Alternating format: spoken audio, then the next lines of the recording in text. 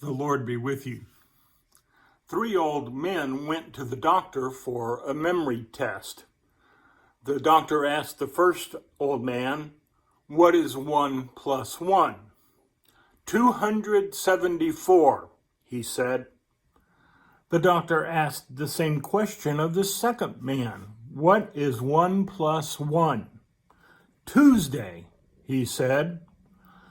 The doctor tried the third man. "What about you? What is 1 plus 1? 2, said the third man.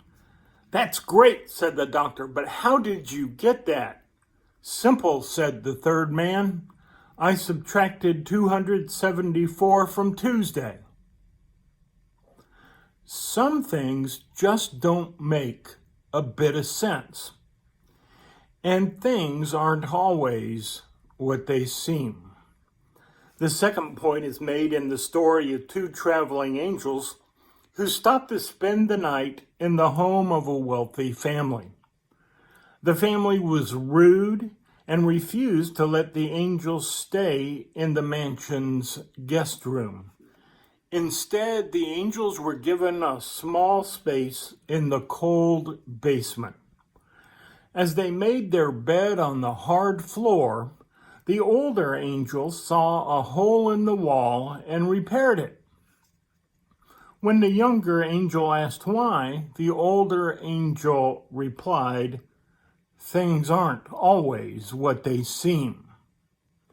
The next night, the pair came to rest at the house of a very poor but very hospitable farmer and his wife. After sharing what little food they had, the couple let the angels sleep in their bed where they could have a good night's rest. When the sun came up the next morning, the angels found the farmer and his wife in tears. Their only cow, whose milk had been their sole income, lay dead in the field. The younger angel was infuriated and asked the older angel, "How could you have let this happen? The first man had everything, yet you helped him. The second family had little, but was willing to share everything, and you let their cow die." "Things aren't always what they seem," replied the older angel. "When we stayed in the basement of the mansion, I noticed there was gold stored in that hole. Since the owner was so obsessed with greed and unwilling to share his good fortune, I sealed the wall so he wouldn't find it. Then last night, as we slept in the farmer's bed, the angel of death came for his wife. I gave him their cow instead." Things aren't always what they seem. 2 words of wisdom. Some things just don't make a bit of sense, and things aren't always what they seem.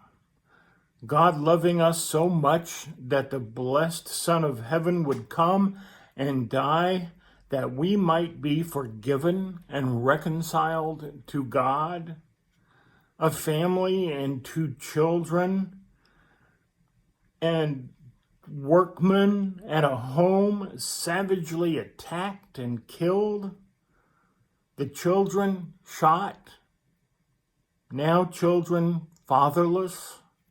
For what? Some things just don't make a bit of sense. Jesus, the very Son of God, hanging on a cross in death, his cold, lifeless body laid in a tomb. Things aren't always what they seem. We have prayed so fervently, so long, and then the terrible happens. What do? Give up on God? Stop believing that God cares deeply for us? Never set foot in any church again? For everything, everywhere, to make sense, we would have to know all that God knows. And for things always to be what they seem, we would not only have to know all that God knows now, but all that God knows about the future besides. Joseph's life doesn't make much sense unless we know the destiny God has planned in Joseph's future. Only the end of Joseph's story reveals God's hand moving throughout Joseph's life. We all know the simple truth. We get upset when things don't go the way we expect them to. We are filled with questions, and the answers are so few and so far between. Easter reminds me, however, that at all times, in all seasons, we can continue to believe and to walk in faith. The same Lord who rolls away stones and laughs at death is the same Lord who is known for working good out of all things, at all times for those who love and are called according to his purposes. We can choose to give up on God, but God has no such choice. God has promised never to leave us or forsake us, and no promise of God has ever been broken. Thank God we can trust that every outcome in life is always to our advantage in the long run.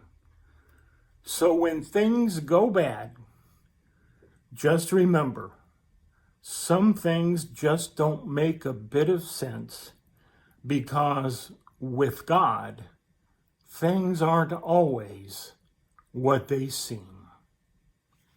Amen.